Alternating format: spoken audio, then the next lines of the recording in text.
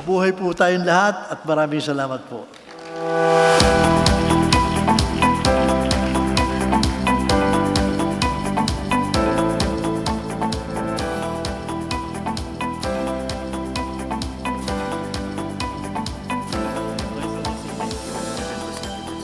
Thank you very much, President Sergio Ortiz Luis. And for the next part of the program, Lois, please. We're also honored today to have the presence of our excellent and hard-working partners from the Senate of the Philippines. May I now invite the Honorable Senator Lauren Legarda to deliver her message of support. Ma'am, you may have the floor.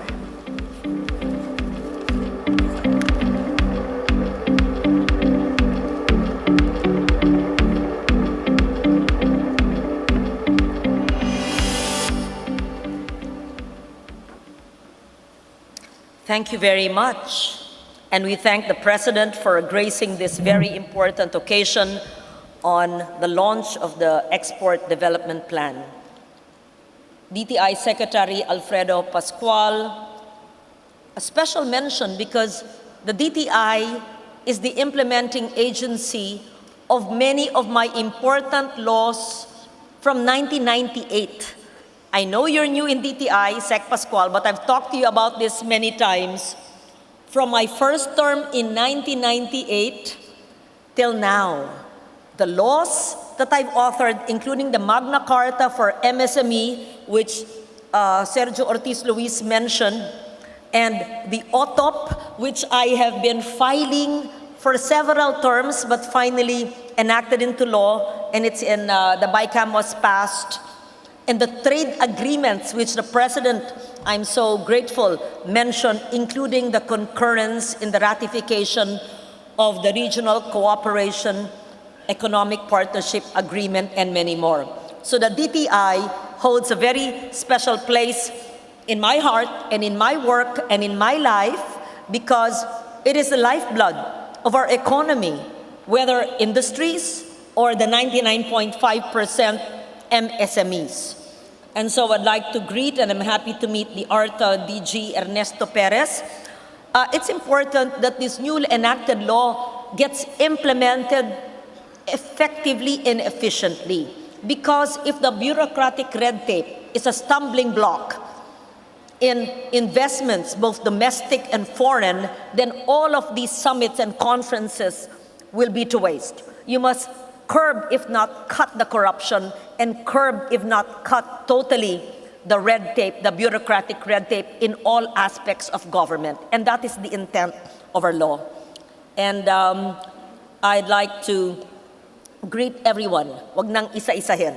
So, as Ernie Ordonez, who is here earlier, said, yes, the die is cast, meaning the Regional Comprehensive Economic Partnership, or RCEP, has been ratified, concurred in by the Senate, and the DTI has submitted the plans required to meet the conditions contained in Senate Resolution 42. I would like to say that this is historic, that this is the first time that the Senate has concurred in an agreement, in a treaty, with such a lengthy resolution mandating agencies like Trade and Industry and Agriculture and NEDA to comply. And that is my commitment to the stakeholders who will be affected by RCEP, including the oppositors. And I must admit, and I'm proud to admit, that I consulted with all those opposed to RCEP, including the Bantay RCEP, so that their concerns are addressed by government. I've always had faith in the skills, creativity, and innovativeness of Filipinos. That has never been the issue plaguing our country, and a reduced capacity to compete. Both the ratification conditions and the way forward now require much more than lip service. It is imperative that we can prove that these benefits touted by the largest economic agreement in recent history can be delivered across a broad range of sectors.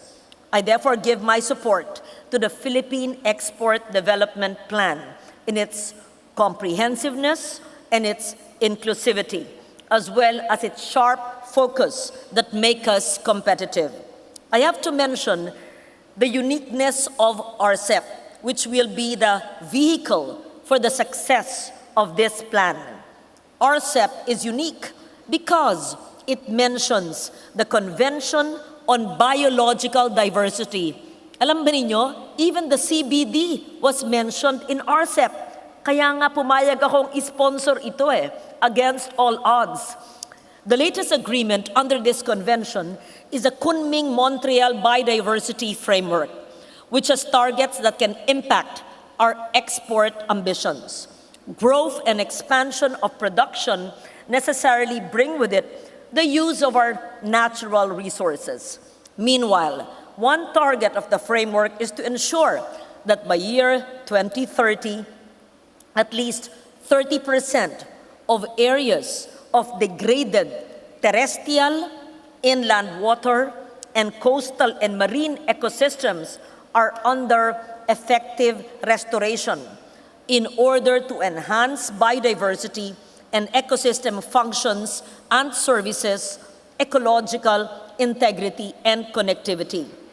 I therefore urge our export sector and our industries wishing to be a part of this wave of economic opportunity to consider such restoration as a necessary improvement of the capacity of these ecosystems to deliver the products we will enhance and the quality that makes for higher value, more nutritious loads, and less toxicity. Another target should encourage our production to be more efficient and economical by reducing excess nutrients lost to the environment by at least half through more efficient nutrient cycling and use, reducing the overall risk from pesticides and highly hazardous chemicals by at least half through integrated pest management based on science and taking into account food security and sustainable livelihoods. These tenets should make our offerings to the global market more valued. More and more, our consumers are gaining an increased awareness and appreciation of the products that are sustainably produced. Instead of treating this as an insurmountable obstacle, we can leapfrog towards new production mechanisms that avoid waste and that ensures ecological security. This will deliver much more economic benefits in the long term. Let me end by saying that we are in the process of finalizing the provisions of the Philippine Environmental and Natural Capital Accounting System Bill, the PENCAS. All the industries and the associations present here, of course, know this because it is not a new concept. The United Nations has used PENCAS and the NEDA has done this decades ago, but it's not yet been enacted. Thus, I am championing it. This bill will help us with decision-making as to which products will give us a competitive advantage while ensuring clean and sustainable production processes. We cannot seek unlimited growth on a finite planet. Hence, the challenge is to add value to the things we produce, both by ingenuity, better craftsmanship and quality, as well as the social benefits, including fair and just working conditions and pricing that accounts for the externalities. So I'm only allotted 5 minutes and I'm over that. All I can say is that it is an exciting yet challenging time to be entering this arena. We have to show the world who we are by integrating all these challenges into our engagement with the global economy. And I believe in our people. I believe so much in our capacity of our government to deliver. So to the DTI family and all its attached bureaus and agencies, to the efficient women and men of DTI and our export sector as well, know that your senator who has authored many of the trade and industries laws already being implemented by government, is here to support you and in support of the Philippine Development Plan, Philippine Export Development Plan. Mabuhay, isang lunti ang Pilipinas sa ating lahat.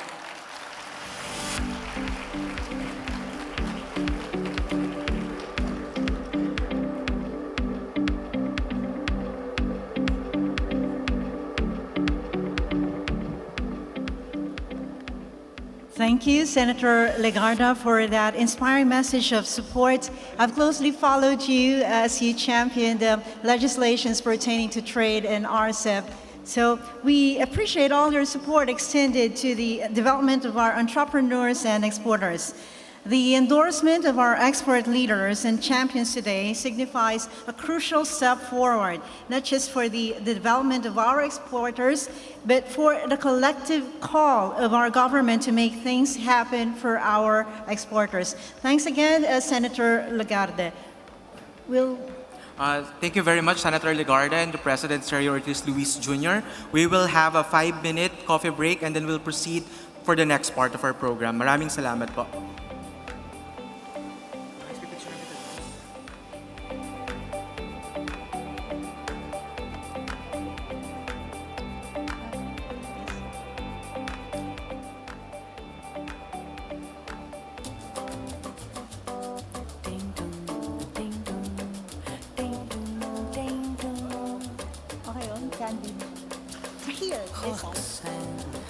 Não ligar a luz da tua sombra, vermelha e preta, não tem que vender jamais teu corpo à toa.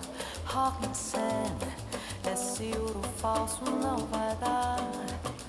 Caminhando na lama, sem pensar no que foi e o que será. Roxanne, não ligar a luz da tua sombra, não. Roxanne, não tem que apagar a tua alma, não. Só sei que ainda lembro aquele sentimento que ainda dentro vai me arranhando quando penso que com uma mulher não sou uma boneca, não sou uma Good morning again, escrava. everyone. Can I request everyone to please settle in? We'll proceed for the next part of the program. Thank you.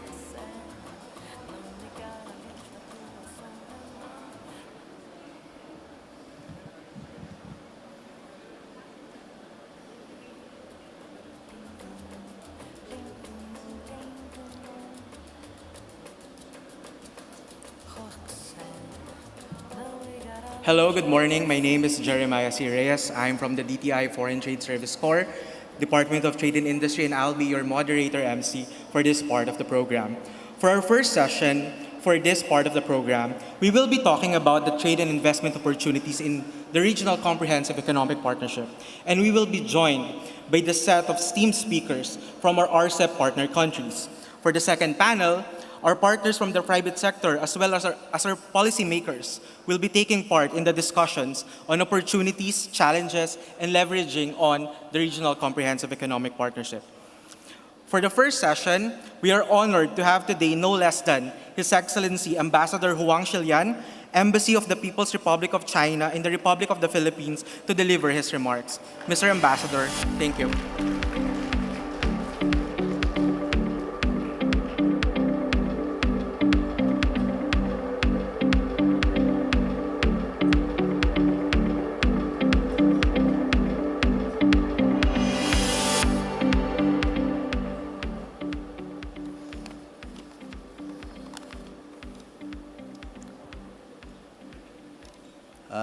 His Excellency President Ferdinand Bongbong Marcos Jr., Honorable Secretary Alfredo Pascual,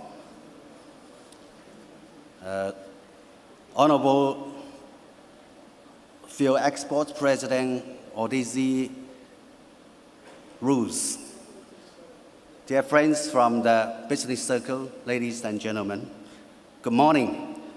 It is a great pleasure to be invited to this International Trade Forum.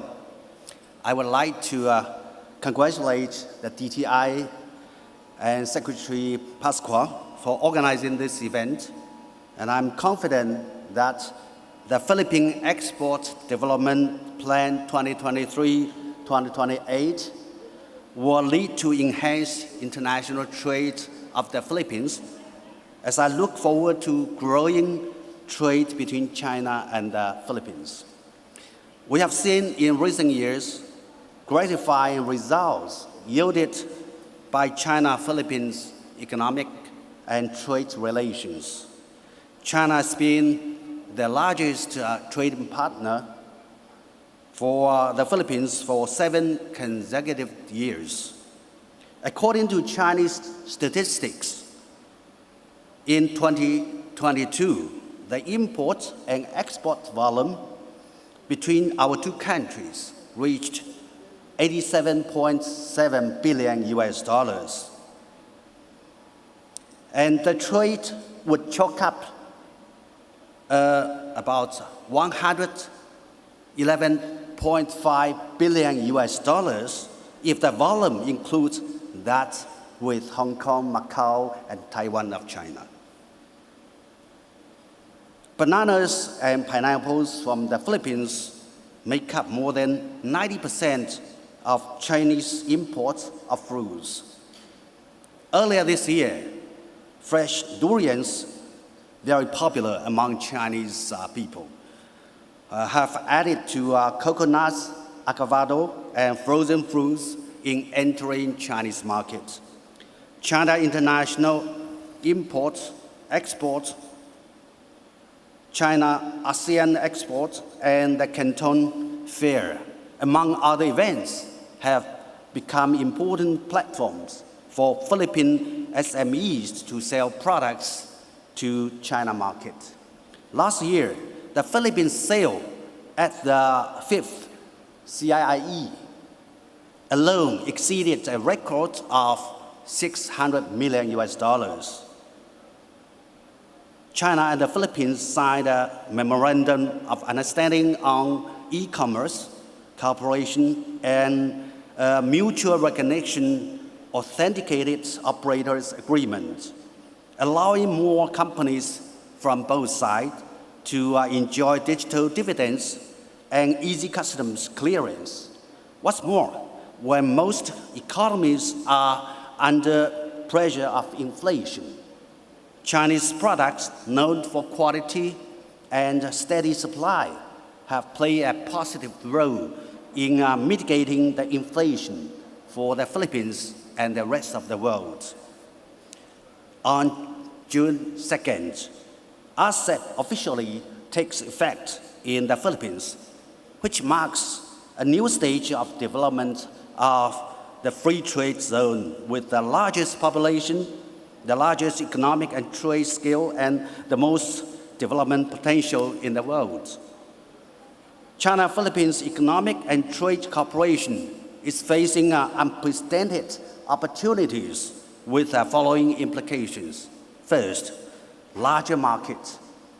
Under the guidance of the regional unified market, the doors of the Chinese market will open wider with the increasing demand of Chinese customers and manufacturers. Commodities and raw materials with higher quality and lower price, such as durian, will be more accessible in other parts of the region. Second, lower cost. Relying on the cumulative result of the rules of origin, China will further reduce tariffs on more commodities from the Philippines, such as canned pineapple juice, coconut juice, and pepper. China will promote customs facilitations to improve the efficiency of the cross-border logistics through information technology. Many SMEs, especially agricultural products traders in the Philippines, will enjoy customs clearance convenience and better tariff concession. Number 3, more investment. Regional investment cooperation will further improve the Philippine business environment and increase investment confidence of RCEP member countries in the Philippines. The accelerating free flow of capital, technology, talents, information, and data will promote the integration of the Chinese and the Philippine production and supply chains, enhance the global competitiveness of Chinese and Philippine products, services, and technology, and create more job opportunities for our two countries. With the signature and earnest implementation of RCEP, China will work with the Philippines to support the multilateral trade regime, promote economic openness, and contribute to a strong, balanced, sustainable, and inclusive development of world economy. Ladies and gentlemen, earlier this year, during his visit to China, President Marcos and President Xi Jinping reached a series of important consensus on deepening our mutually beneficial cooperation in various fields, prioritizing agriculture, infrastructure, energy, and people-to-people exchanges between China and the Philippines. Both our governments should implement the consensus reached by the two heads of state, adhere to principles of independence and good neighborliness and friendship, seize opportunities for economic development in the post-pandemic era, and release the dividends of the RCEP system so as to bring more benefits to the peoples of the Philippines and China. Thank you, and mabuhay.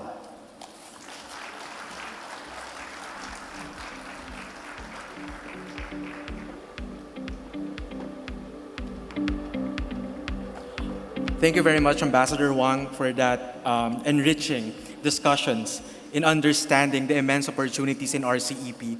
Together, it is our hope that we will reap the benefits of the agreement.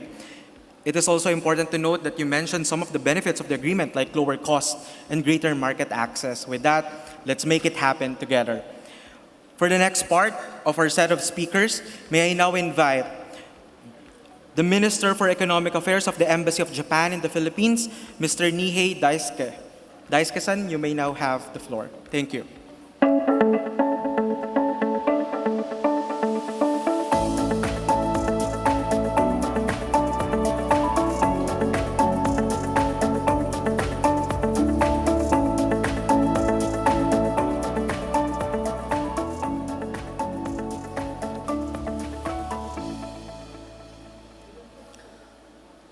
Honorable DTI Secretary Alfredo Pascual, His Excellency Chinese Ambassador Wan Xilian, Honorable President of Philippine Export, Mr. Sergio Otis Ruiz, Honorable Senators, EDC members, officials of the DTI, members of the private sector, distinguished guests, and ladies and gentlemen. Magandang umaga po, good morning. First of all, allow me to express my heartfelt gratitude and appreciation to the DTI for successfully convening this great event or forum today. It gives us the opportunity to engage with our government officials and members of the export industries who are working tirelessly to strengthen the relationship between our countries. The recent entry into force of the largest free trade agreement, the Regional Comprehensive Economic Partnership, RCEP, has been strongly led by ASEAN. It aims to incentivize the supply chains and eliminate tariffs of 92% of trade of goods, as well as introduce rules on investment to promote free trade and investment across the region, unboating tremendous opportunities for the member countries including the Philippines, of course. The RCEP is a multilateral agreement of great significance in that it covers not only trade in goods and services, but also involves new rules, including intellectual property or e-commerce, even though the participating countries are in a different status of economic development. In addition, this agreement of RCEP is complementing existing multiple free trade agreements in the regions with this single agreement. This agreement provides harmonized rules of origins across all the member countries in the region, and also this agreement is expected to strengthen the regional supply chain and further deepen the partnership among the member countries, including, of course, the Philippines and Japan. Together with the recent reforms of rules or regulations,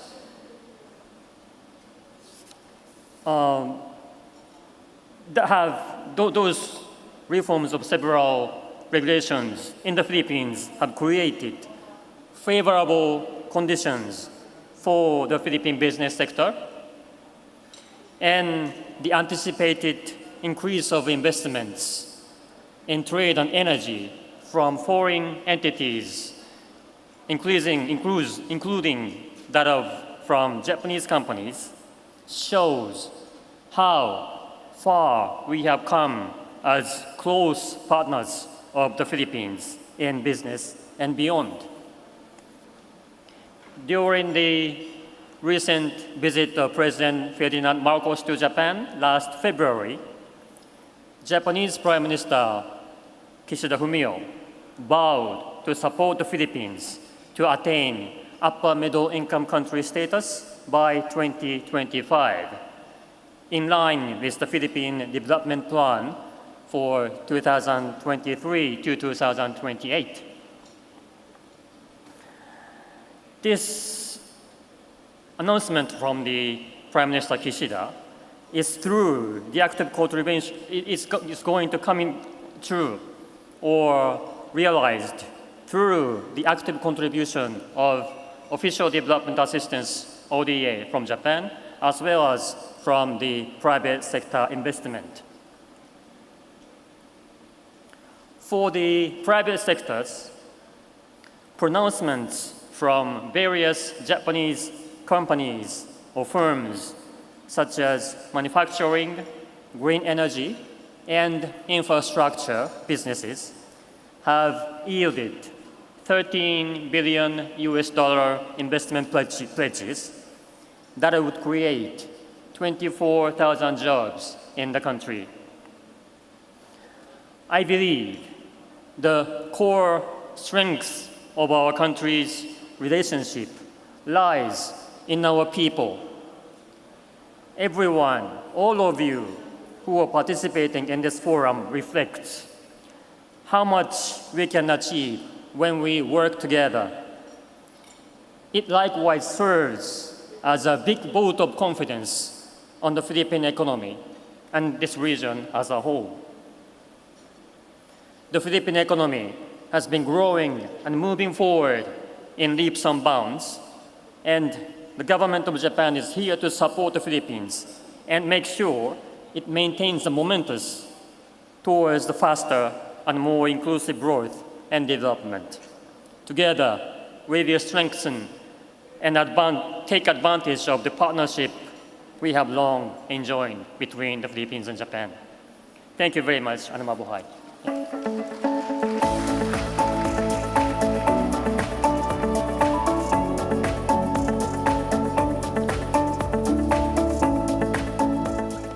Japan has been one of the staunch supporters of regional economic integration, especially in bridging understanding of the new areas of economic relations and our dynamic relationship. For the next part, allow me to introduce DTI's poster boy for RCEP, who needs no further introduction. May I now call on Assistant Secretary Alan Hepty to deliver his remarks on how the Philippines can take advantage of the agreement. ASEC Alan, please.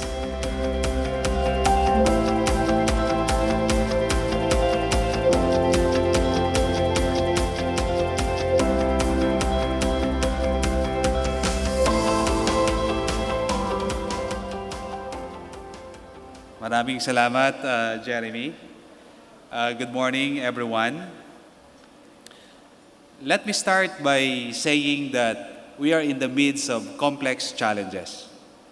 On the economic front, for example, one big challenge is the adverse effects brought about by the pandemic, compounded by the rising cost of production, inflation, and even adherence to a rules-based system of trade and investments. Globalization in itself is being questioned, and some would even submit a protectionist policy. However, given the fact that the world is now integrated in all aspects, the question is, can an economy really afford to embrace an inward economic policy? The debate on globalization has long passed. We have crossed the Rubicon River, and we can no longer reverse it. The only way to advance is to move forward together and seize the opportunities along the way.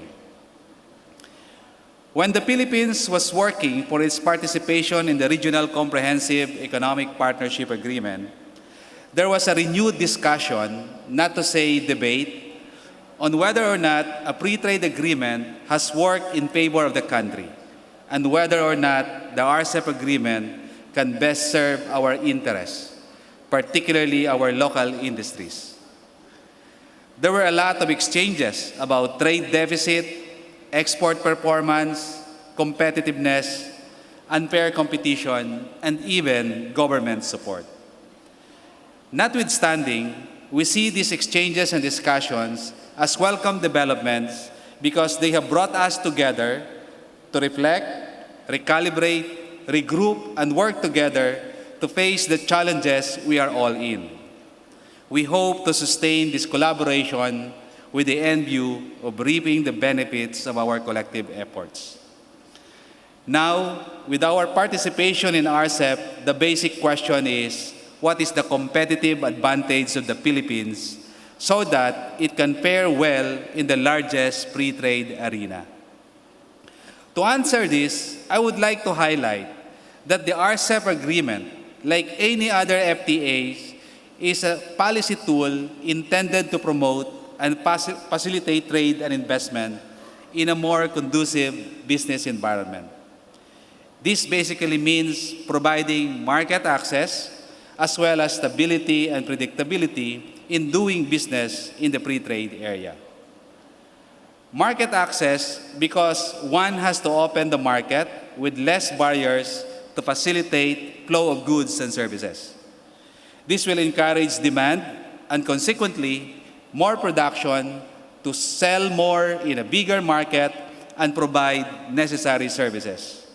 This means more investments, more jobs, more taxes, and more programs and projects for the government.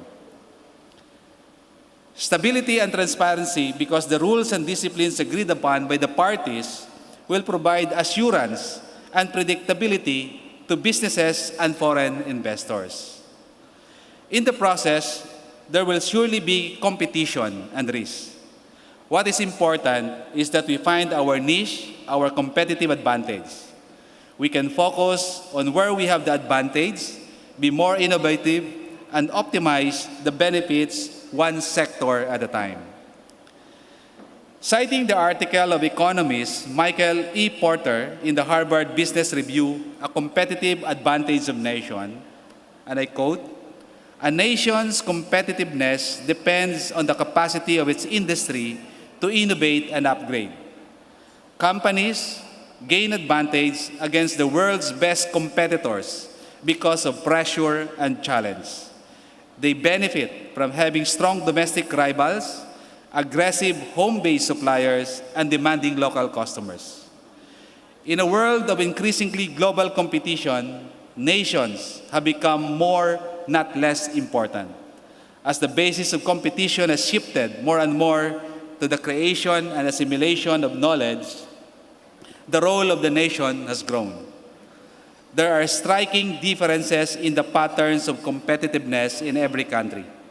No nation can or will be competitive in every or even most industries.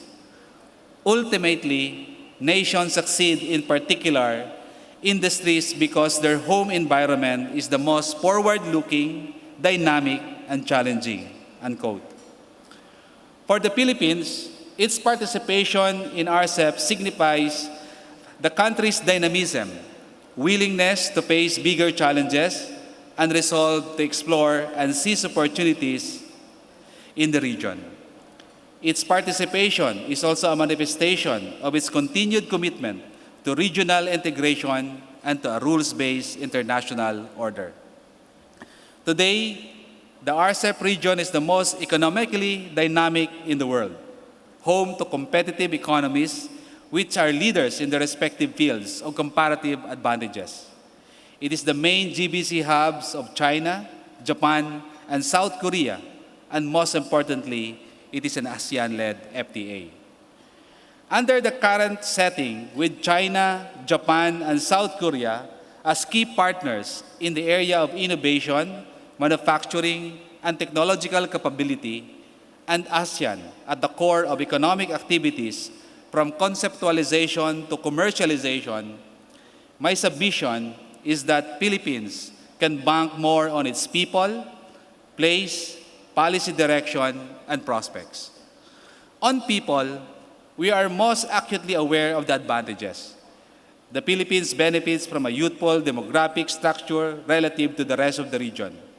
With a median age of 25.3 years, the Philippines has a significantly younger population than most of its neighbors.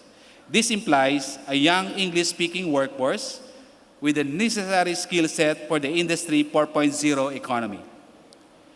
These young people will form the basis of consumption-led growth for the coming decades. Notably, only 8.5% of the population is age 60 and above, indicating relative stable demographics for the foreseeable future. This is in contrast to many of our neighbors who will soon have to contend with the prospect of getting old before reaching high-income status. In RCEP, we have to note that this FTA is not just about trade in goods or simply about export and imports of products. It also includes opportunities for our professionals and service providers. Trade in services is indeed a growing key interest of the Philippines, being the main GDP contributor. Market access commitments under trade in services in RCEP allow deeper commitments than those in other FTAs and provide greater openness and certainty for Filipino businesses, particularly in promoting export opportunities abroad. Preferential access to the markets of the 14 other parties was further secured for Filipino service providers across a number of sectors, such as legal services, ICT, education, transportation, professional, construction, tourism, insurance, banking, and distribution services, among others. In sum, my message is, as we hurdle the Herculean challenge of our trade deficit in goods, let us optimize the opportunities in the services sector and level up our involvement to being service providers, entrepreneurs, and innovators. On place, this refers not just to the Philippines' physical location, but also its complementarities and positioning within the global economy. In this respect, the Philippines benefits from a relatively strategic position in terms of linkages and ties to other major economies. RCEP is a key component of the Philippines' network of trade arrangement, which include the EU GSP+, the UK DCTS, PH-EFTA FTA, and hopefully, sooner rather than later, the reauthorization of the US GSP. Not all ASEAN member states are part of the preferential trade arrangement with these key markets, which gives us an advantage relative to our ASEAN neighbors. Thus, in terms of attracting investments, even non-RCEP parties can view the Philippines as a strategic location to access a bigger market by setting up manufacturing facilities in the country and export these products in the region. In addition, foreign investors in manufacturing can also look into the opportunities brought about by the other preferential trade arrangements of the Philippines. For the RCEP region, the enhanced rules on transparency, trade facilitation provisions such as advance rulings, expeditious release of goods, use of information technology for customs clearance, self-certification by approved exporters are expected to lessen administrative costs and shipment delays at the border. Just to highlight on self-certification by approved exporters, Philippine exporters may apply for approved exporter status to the Bureau of Customs. Once granted, approved exporters are authorized to issue its own origin declaration when trading with RCEP parties, compared to the usual practice where exporters apply to the BOC for certificates of origin for every shipment. This scheme removes the step of having to transact with BOC for every export shipment. We strongly encourage Philippine exporters to register with the BOC for this scheme as it is envisaged to increase utilization of the RCEP agreement. Our agriculture sector should also see opportunities in the RCEP agreement. In addition to the improved market access gained in this agreement, they must take advantage of wider cumulation area, trade facilitative measures, and even promotion of investments in smart agriculture, training, and research and development. Kindly note that in our schedule of commitments, we have basically come up with a more lenient market access on these subsectors.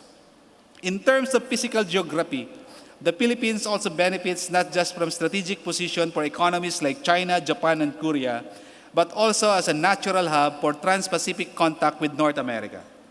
It is well positioned to be the hub of operations for highly technology sectors such as electronics and semiconductors. With businesses now more aware of the importance of supply chain resilience, this trend is likely to accelerate. On the same vein, the opening of the telecommunications sector for foreign ownership and the fact that several trans-Pacific internet cables have landing stations in the Philippines bolster the readiness of the country to embrace a robust digital economy. Under RCEP, the comprehensive chapters on telecommunication, financial services, and e-commerce can pave the way for attracting more investments and service providers in the said industries, as well as promote the development of value-added services. On policies, the Philippines has demonstrated a clear direction of openness and adaptability to the changing times and the demand of its stakeholders. In recent years, the Philippines has enacted key economic reforms relating to both taxation and foreign investments. For example, the CREATE Act slashed corporate taxes and rationalized incentive structures for both local and foreign investment. Amendments to the Retail Trade Liberalization Act, Foreign Investment Act, and the Public Services Act have also opened new sectors to foreign ownership or otherwise rationalized requirements for foreign investors. In fact, in the implementing rules and regulation of the Public Service Act just went into effect last April 3 of this year. Renewable energy on certain sources, that is, such as solar, tidal, and wind, was also opened to 100% foreign ownership last year.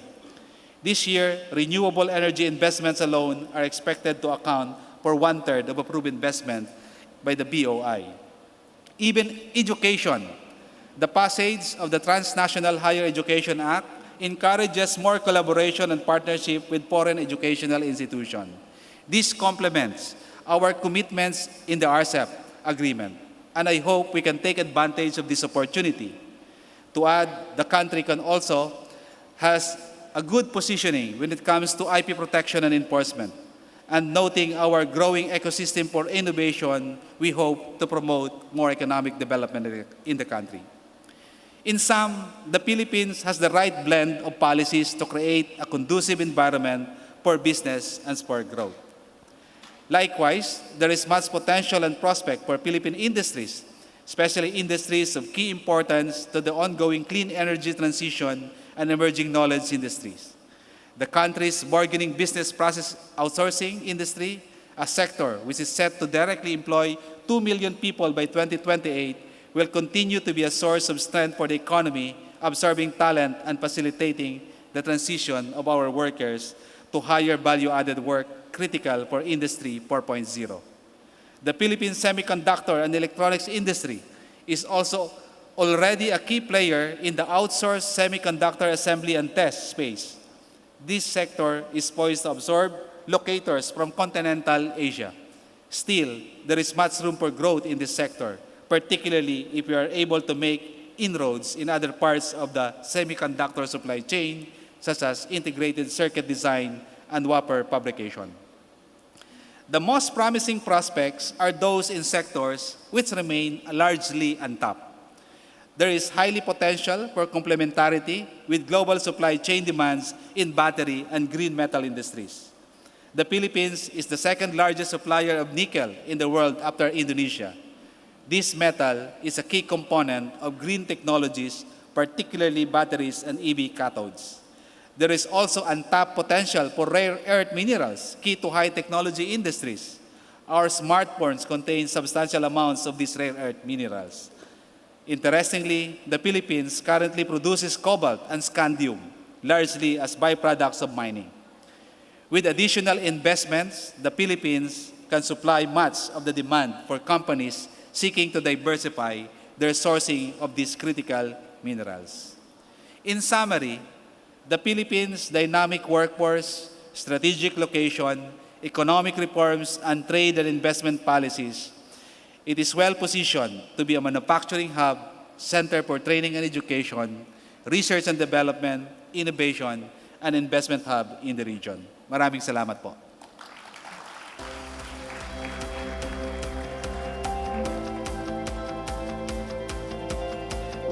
Thank you very much, Assistant Secretary Alan Hepty, for a very enlightening remarks. We are all excited for the country to take part in the opportunities provided in the RCEP.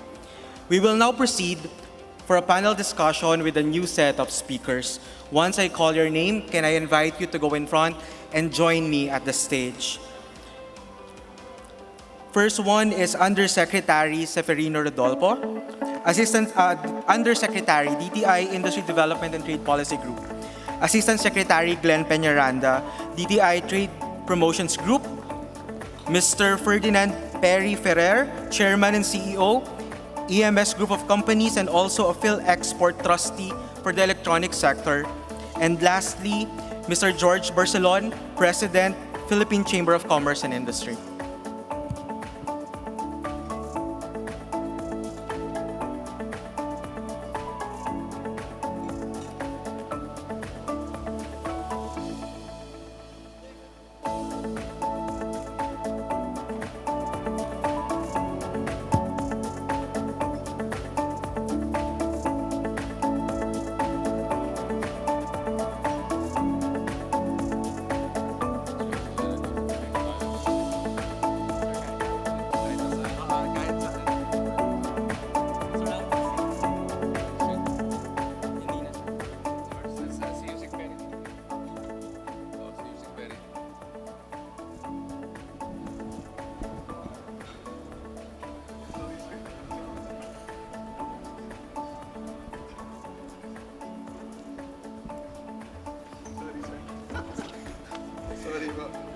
Thank you very much, gentlemen. For this part of the program, we will request each member of our panel to deliver a 3-minute opening remarks, 3 to 5 minutes, sir.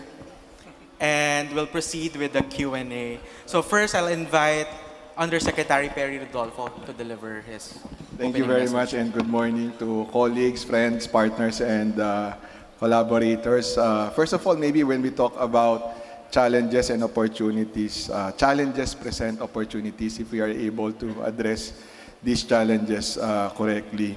One of the things that has been happening in the Philippines has been our 2023 first quarter growth of 6.4%, a bit slower than the 2022 growth for our GDP, but nevertheless one of the fastest in the world, if not the fastest. I think in our region, in Asia at least, we registered the fastest growth for the first quarter. This is despite all the challenges, headwinds, including, for example, global conflicts and their impact on supply chains, and big country markets resort to protectionist policies to reshore production facilities. Now, so in summary, there is uncertainty in the global market, but we have strong economic growth due to the resiliency and robustness of our domestic market. So the challenge for us, and this is where we can turn the challenge into an opportunity, is how are we able, or how will we be able to fulfill the growing domestic demand with fulfilling them with local production rather than constantly just importing. Because one of the things that we can really see in terms of our economic indicators would be the widening trade deficit. So now for exports, maybe we can broadly categorize our exports into number one, inputs or components that form part of the global value chain, and number two, another categorization will be finished product. But for both, but most especially for inputs for global value chains, efficiency and cost competitiveness is the key.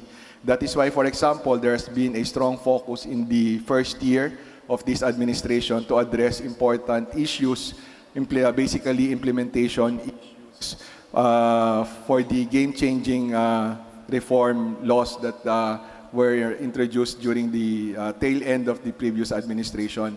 You would recall that we have been able to address the economic managers, of course, the SecFred, and being an important leader in the economic managers. They were able to address issues on VAT, tsaka yung work from home for BPOs. So there are still lingering issues there, but I would say mga for 80% of our exporters na solve na natin yung mga issues. So yung the remaining 20% yung kailangan nating address. Now, for finished products, the main task, I think, is to fulfill domestic demand and gain economies of scale in order to be globally competitive. This is where role of industrial policy is very important. For example, we can take advantage of new industries such as yung electric vehicle industry, so we can leapfrog from yung ICE, the internal combustion engine type of cars, and go directly to electric vehicles. Now, within the context of the four industrial clusters which were mentioned in our PEDP, what is increasingly becoming apparent is that there is very clear opportunity for the Philippines to be the regional hub for, and I mentioned this during the MAP forum about two months ago, to be the regional hub for sustainability, connectivity, and innovation-driven manufacturing and services. Now, within this context, a very important enabler that will serve as a base would be the use of renewable energy in the Philippines. What is previously a source of disadvantage, that is power cost, high power cost, could now really be a big advantage for the Philippines.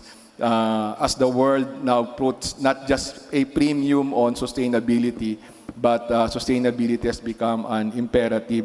So this really levels the playing field for the Philippines vis-a-vis neighbors who may be more blessed when it comes to fossil fuel-based power. Now, another focus that we can have would be on green metals, as was mentioned earlier by Sec Alan Hefty.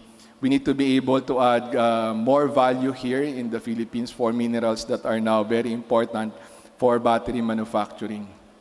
Let me stop there. Thank you. Thank you very much, Yusek Perry. Can I now call on Mr. George Barcelon to deliver your remarks? Good morning.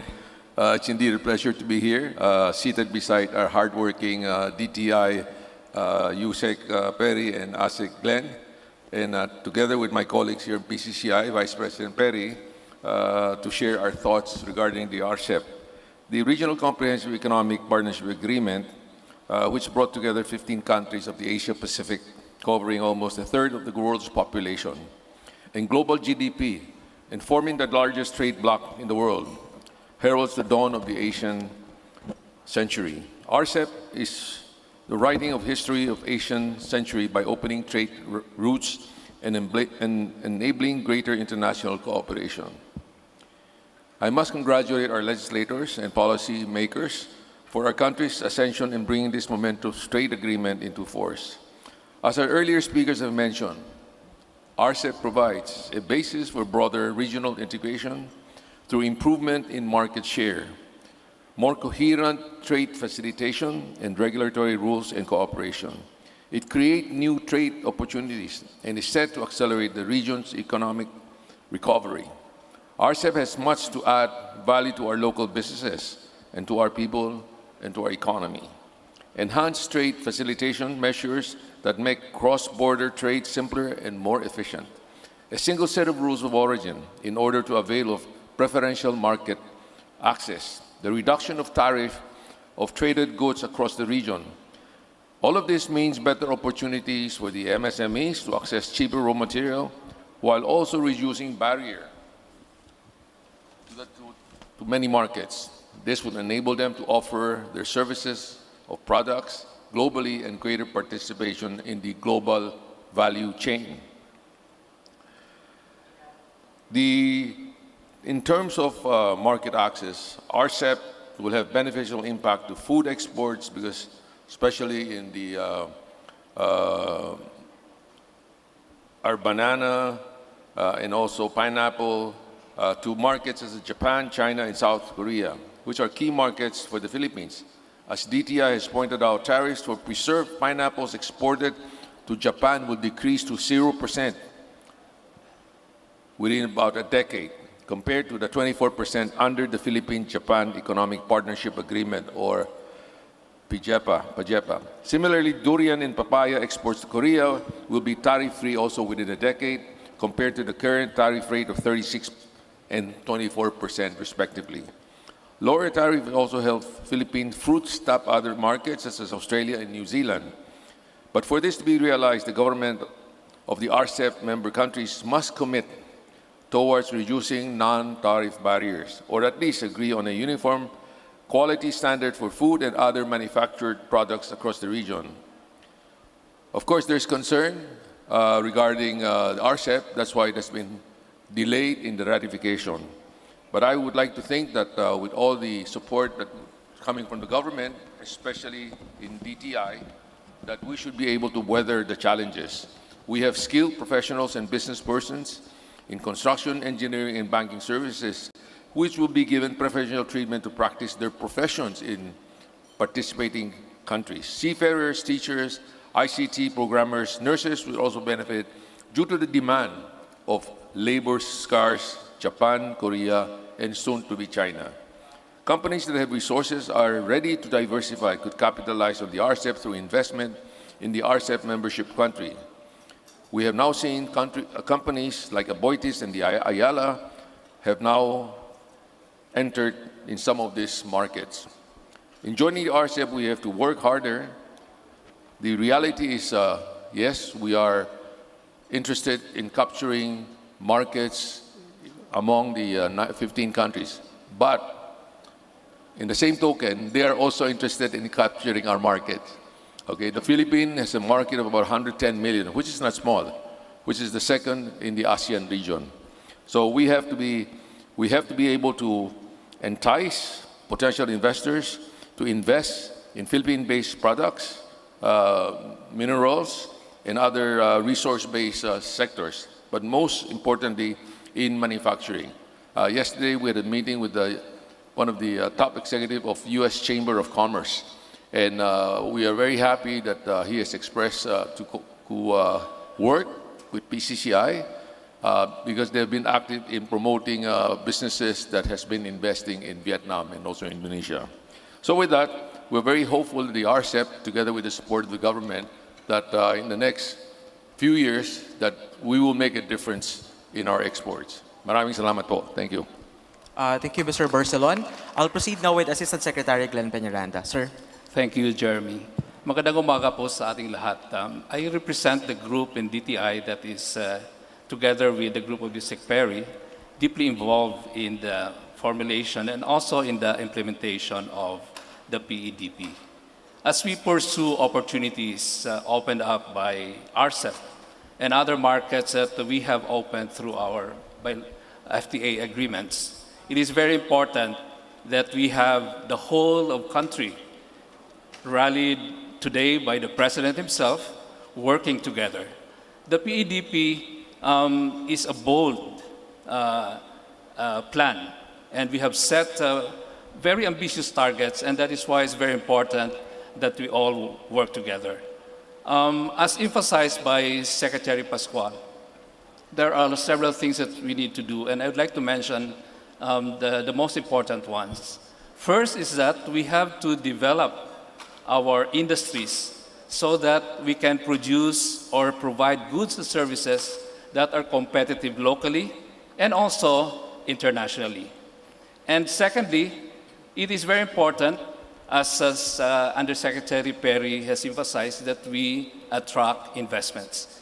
In many instances, because I'm also part of the Foreign Trade Service Corps, we find companies who want to import a lot of our good products and services, and in many instances, we lack the capacities. A good example is this recent opportunity for us to export durian.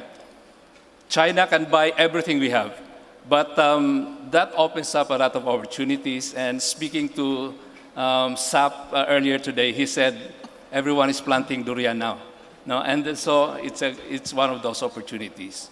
And thirdly, is really to create a conducive environment that will allow our enterprises to thrive domestically and also to compete internationally.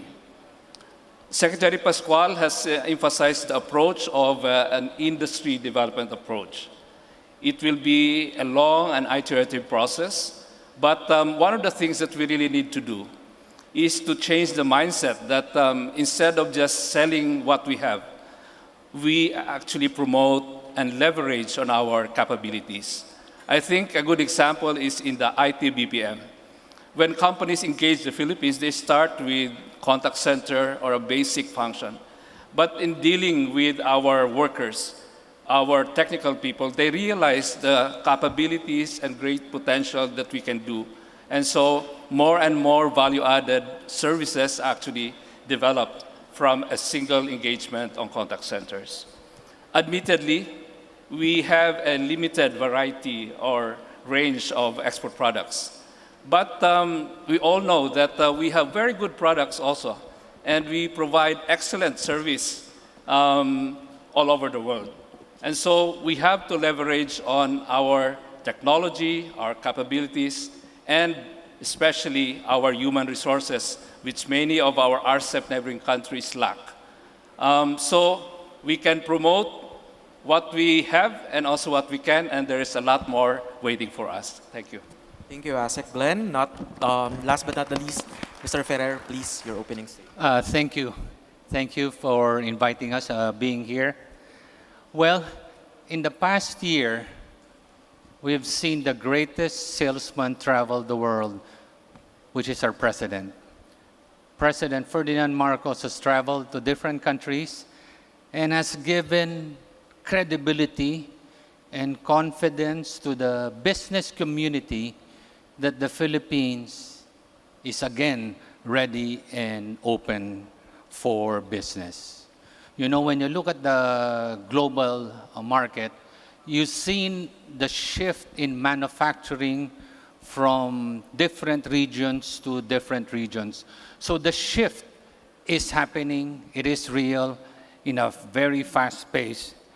And we believe the ASEAN members will be the center of innovation, the center of technology, the center of manufacturing. And we in the Philippines, we're right in the middle, geographically, we're in the middle between the East and the West. And as we've heard earlier, we have the population, we have the skilled workforce, and the businesses now in the Philippines are focused on providing ease of doing business, which is very attractive. That's why with all that, I believe the Philippines, this is our decade to shine and attract more investors. I represent the electronics sector for the Philippine Exports Confederation. And we heard earlier, our sector in 2022 exported $49 billion. Again, the largest exporter in the Philippines. In one half, that is good. But where we fail is we are still far from the exports of Vietnam, which is 1.7 times. We're still far from the exports of Indonesia, which is over twice. So I believe with all what we have heard on all the legislation and improvements and corrections, now is the time for the Philippines to capture a lot of that moving manufacturing sites globally.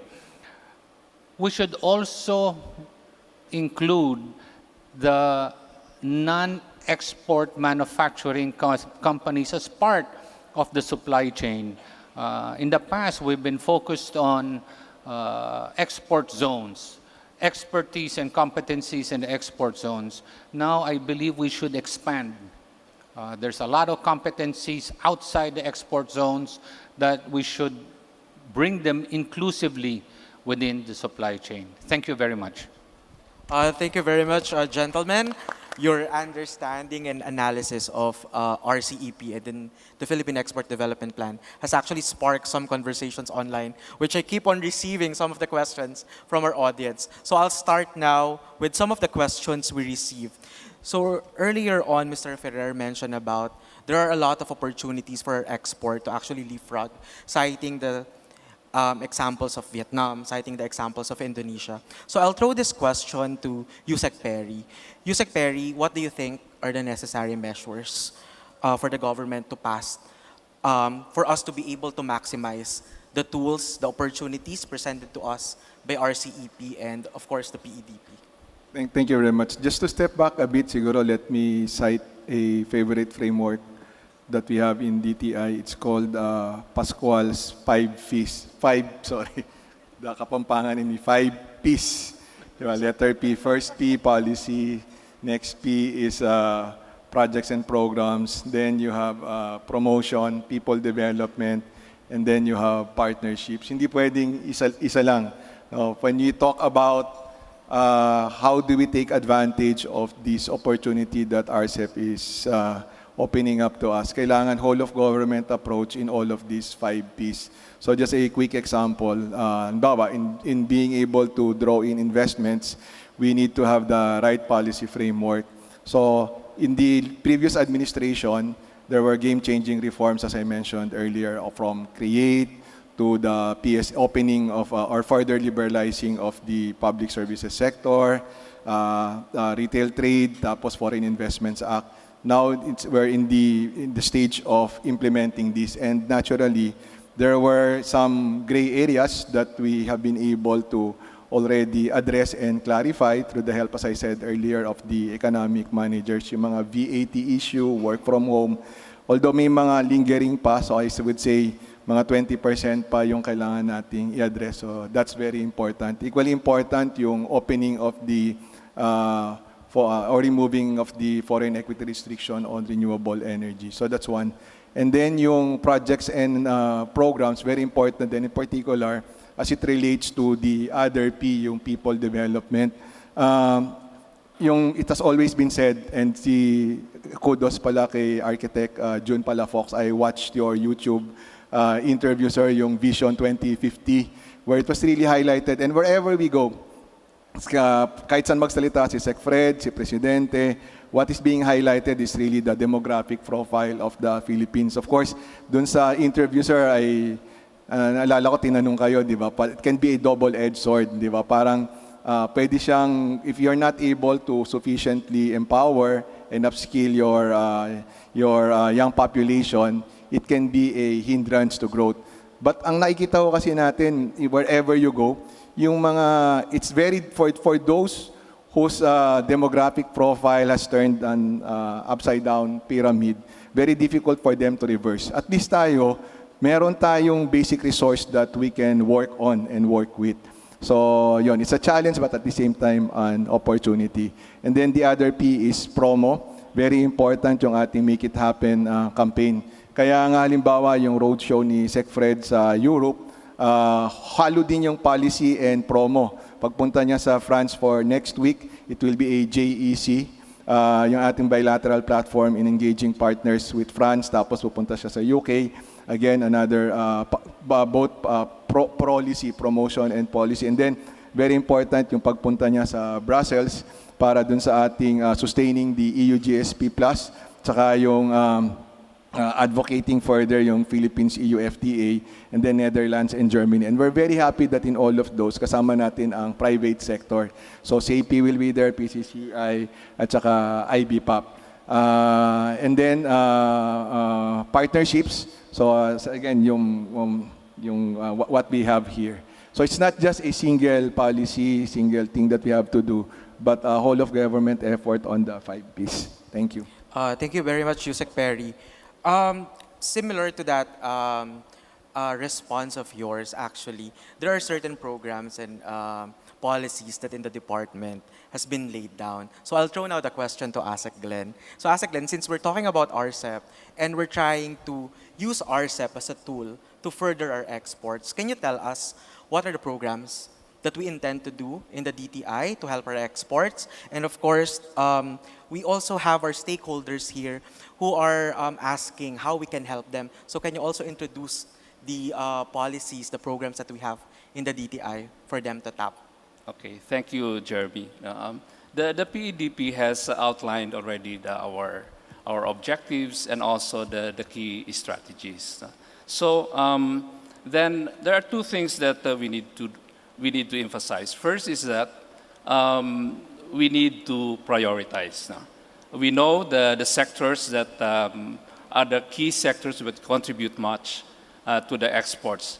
But this is not to exclude other sectors, because for industry support, we will provide essential services such as policy support, commercial intelligence, and also trade facilitation.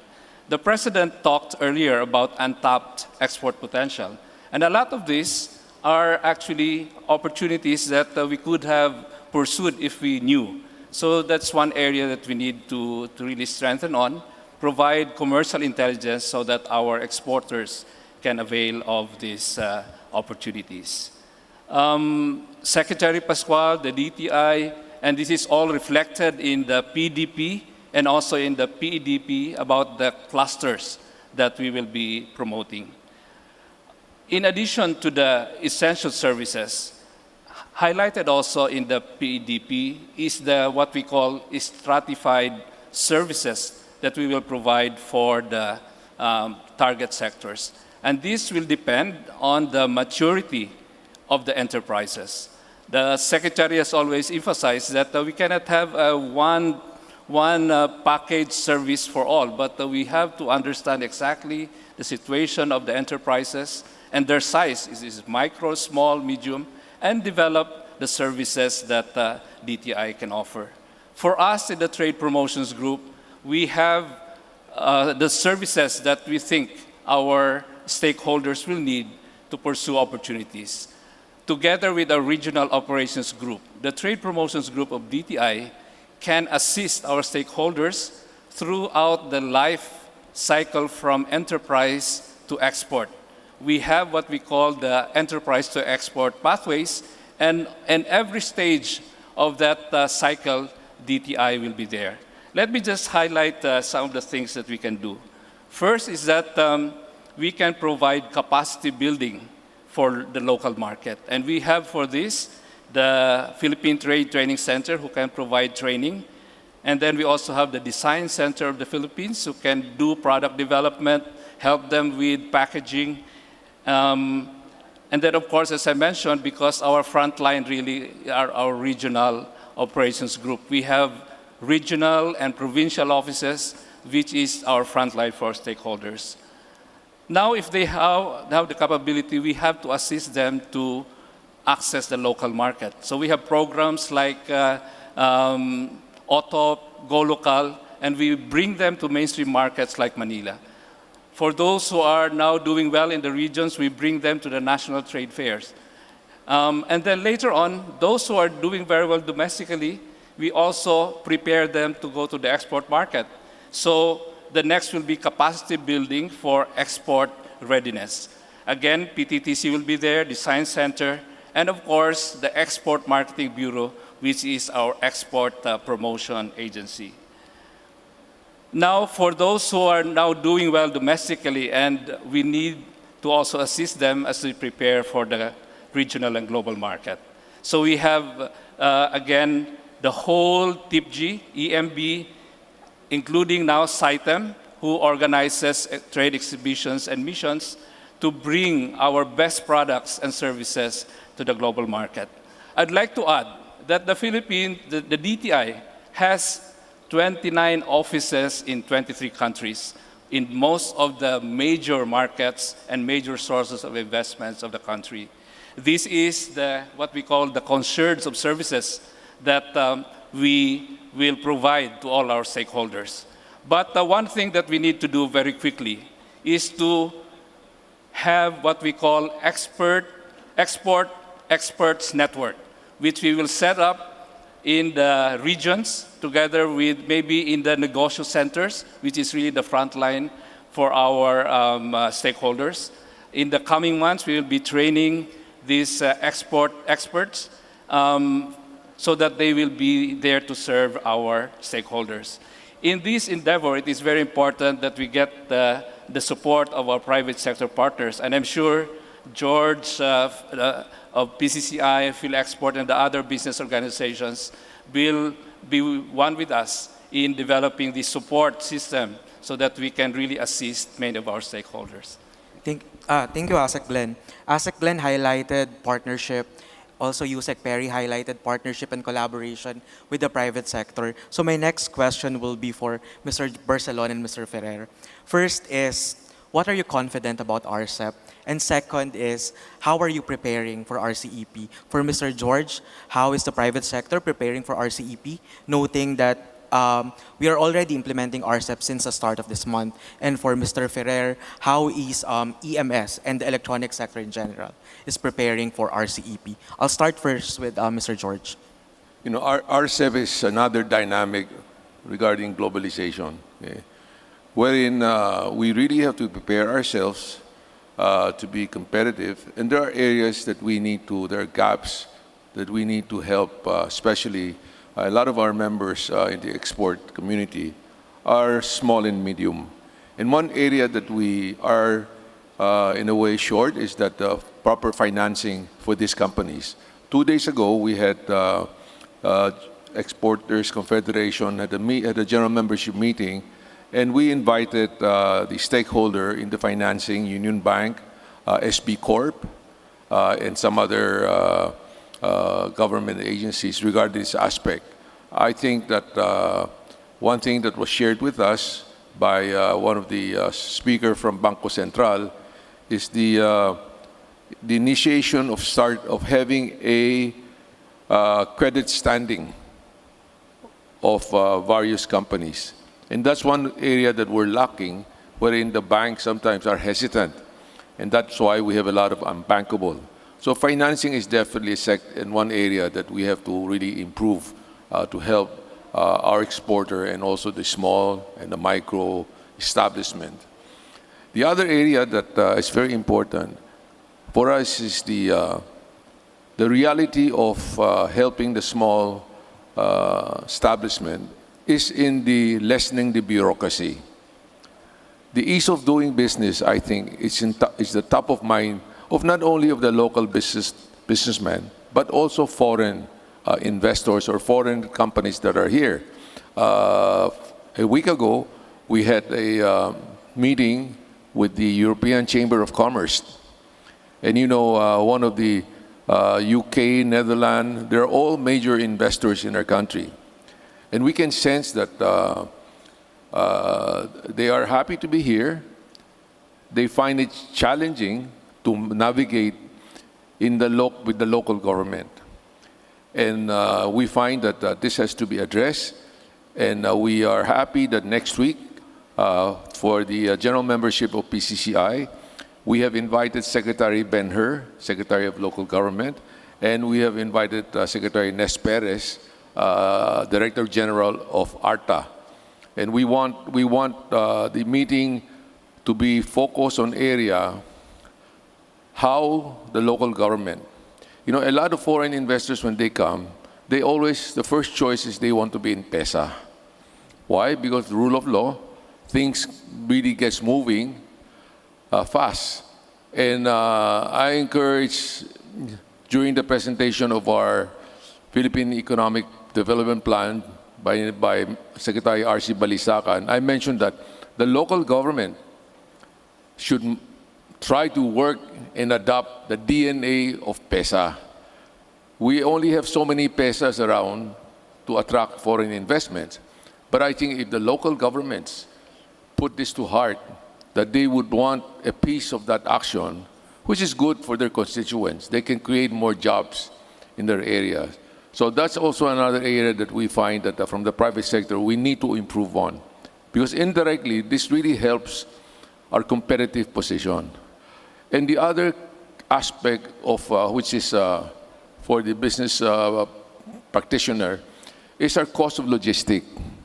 Our cost of logistics in the Philippines is one of the highest among the ASEAN countries. There's a study that was made, our cost of logistics is about almost 20% when you total all the costs involved.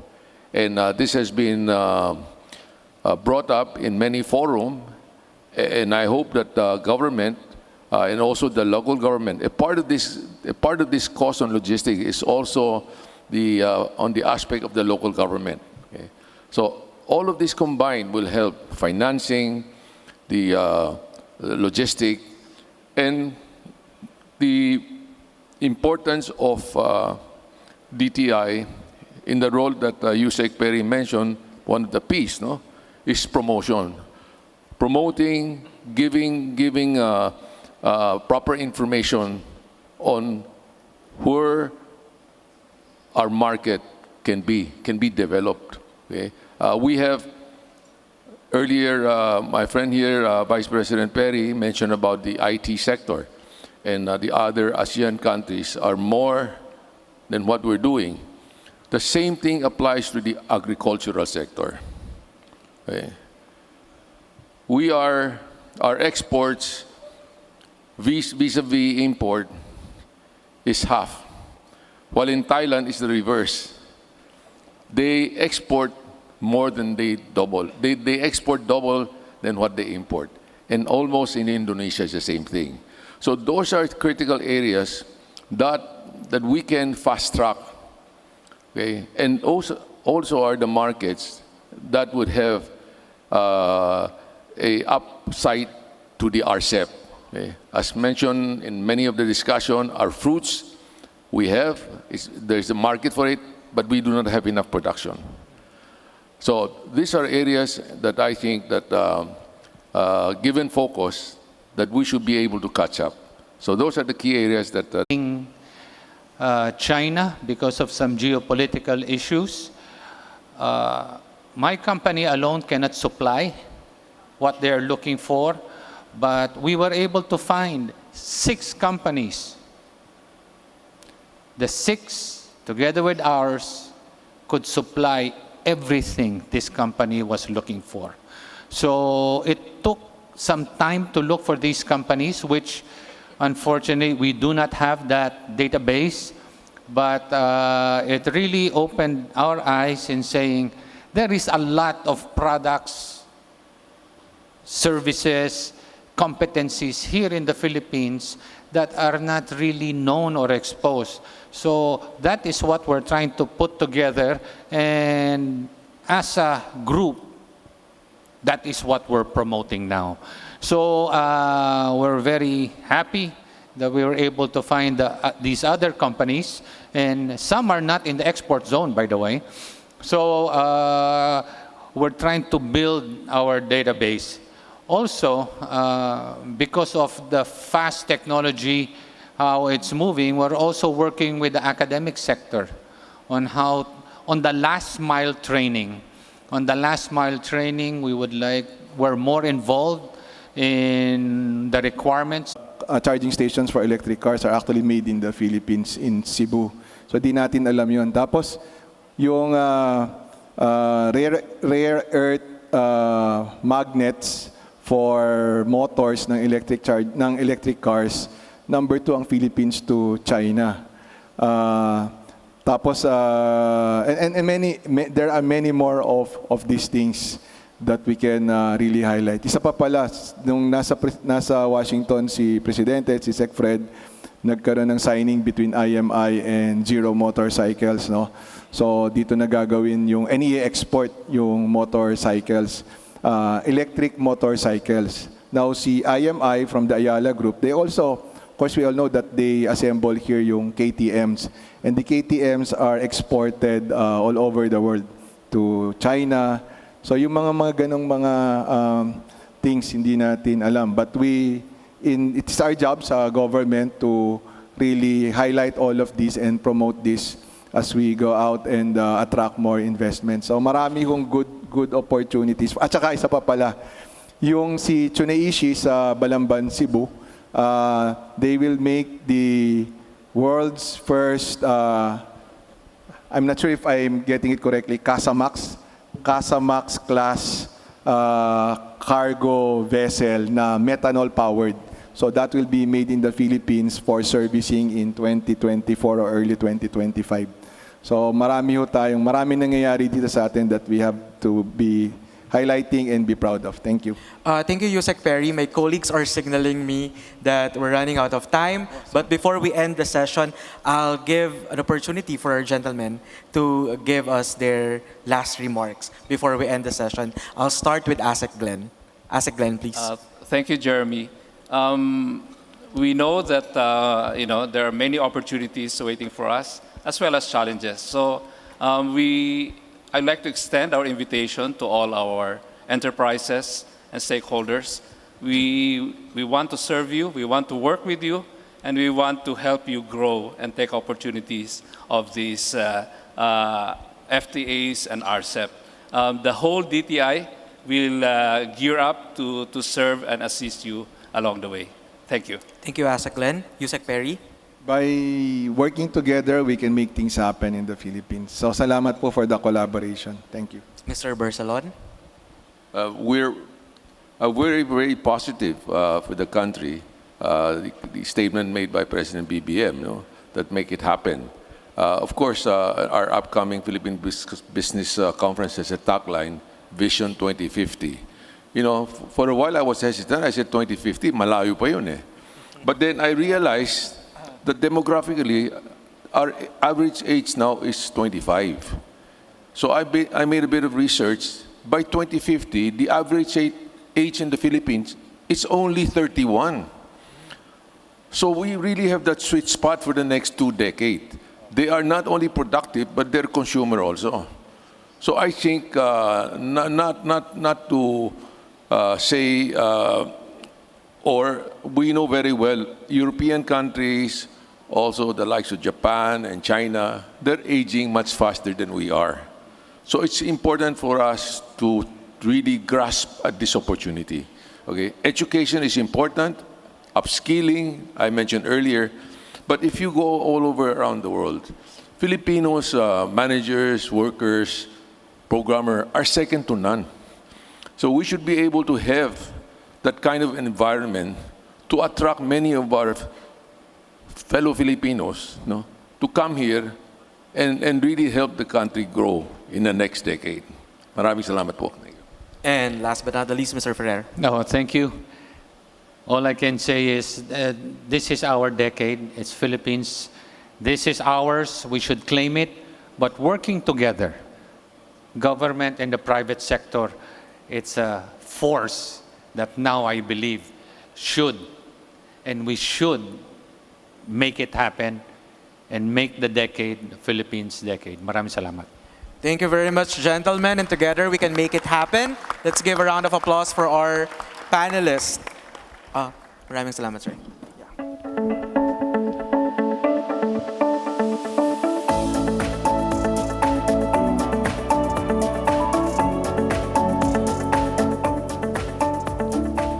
With that, thanks again to our esteemed panelists. I will now give the floor to Director Lynn Nakia of the Bureau of International Trade Relations to provide us a synthesis of the discussions.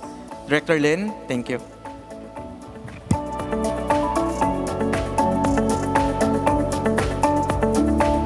Thank you, Jeremy. Secretary Pascual and Honorable Secretaries, colleagues from government, members of the diplomatic corps, industry leaders, partners in the academia, civil society, and friends in the media, good afternoon na po. In 5 minutes, I will attempt to synthesize all that has happened today. So first, let me start by recapping some remarks of President Marcos. The President has directed all government agencies to implement the PEDP and to address the constraints to production, focusing on the areas of innovation, improving the ease of doing business, providing finance, improving infrastructure, and focusing on legislative initiatives. The President pointed out the need to develop a strong and innovative export ecosystem. He called on the private sector partners, both domestic and international, to work with the government to help increase the Philippines' mind share in the global market. All this, we need to create more opportunities and jobs for all Filipinos as we strive to be an agile export powerhouse by 2028. Second, President Marcos highlighted the entry into force of the RCEP this month. Like all of the Philippines' free trade agreement, RCEP is a platform to reach bigger markets for our goods and services. Ratifying the RCEP is also a signal that as we remain open for trade and investments, we must support and help improve the competitiveness of our exporters, especially our micro and SMEs. Third, we heard expressions of support from Senator Loren Legarda and PhilExport President Sergio Ortiz Luis Jr. It was a pleasure to listen to Senator Loren Legarda, our champion on trade and FTAs at the Senate, and who argued for RCEP so it will be concurred at in Senate. Senator Legarda emphasized the need to effectively curb and cut red tape and corruption so that all laws will be effectively implemented. She also called on the export sector to consider the environment in their planning and production. In doing so, we will have the potential to improve the value of our products and services and respond to a market that is more conscious of sustainable issues. It was also inspiring to hear also from PhilExport President Sergio Ortiz Luis. In Filipino, he said, "There is no giving up and no one will be left behind when we reach our ambition towards a stable, comfortable, and secure life." Fourth, from the session with the embassies and the private sector, there are both opportunities and challenges ahead. Non-tariff barriers continue to exist and the cost of logistics is still high, as pointed out by Mr. Barcelon. Every effort counts. In order to bring the benefits of trade and investments to all, we need everyone. Non-export manufacturing companies are important, as Mr. Pereira said. There are enormous opportunities, products, services, and competencies that are not yet known, but they are working to promote them. I like that how they are working with the academia to help them. Again, enormous opportunities. I can't help but say, even though Ambassador Wang has left, that we will do our best to send you more durian for the China market. And Economic Minister Nihei, we always appreciate your generous development assistance, especially those that support our industries. My takeaway from this session is that this offers us hope and new ideas at DTI. Most importantly, it challenges us in government to do our job better. By joining forces with the private sector and our stakeholders, we will work to be an export powerhouse. Together, we need to create more opportunities for all Filipinos and be good hosts to all the international companies that have chosen to do business in the Philippines. Fifth and last, we heard from our DTI speakers some good news. Growth is happening despite the challenges and conditions. We also heard that DTI has been working hard. We are moving ahead to attract investments, to upgrade existing FTAs, and to forge new ones. DTI is making sure that the programs that will build competitive and resilient and domestic and international businesses are in place and running. Sabi nga ni Jeremy, the conversations were very enlightening. And just to show how much at DTI we take our role seriously as an agile organization to make it happen in the Philippines, I want to share that we have invited some of our exporters to join in the afternoon, where there will be clinicking sessions to be led by the Export Marketing Bureau with support from the Bureau of International Trade Relations and other agencies. It is the first of the many activities that will be rolled out nationwide to implement the PEDP and to improve people's knowledge and businesses' utilization of the RCEP and other free trade agreements. Our private sector participants are welcome to join us later, starting at 2 p.m. So to close off on this synthesis, on behalf of the department, let me thank everyone for coming today. Our special thanks to all the speakers and the members of the Secretariat for your generous and special contributions that made this day possible.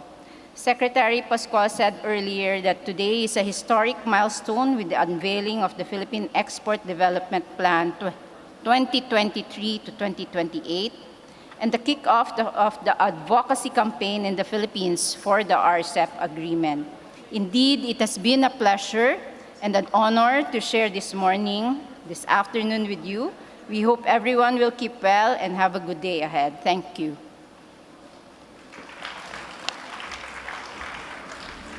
Thank you, Ms. Thank you very much, Director Lin, for the synthesis. Again, thank you everyone for participating this morning. On behalf of Secretary Fred Pascual, the whole DTI ExCom, and the DTI family, we express our profound gratitude to all our attendees and participants for joining this event. We hope that each one of you learned something new today. Again, my name is Jeremy Reyes, reminding everyone to keep safe, stay healthy, and we will have our FTA clinic session this afternoon. Mabuhay everyone, and let's eat lunch. Maraming salamat po.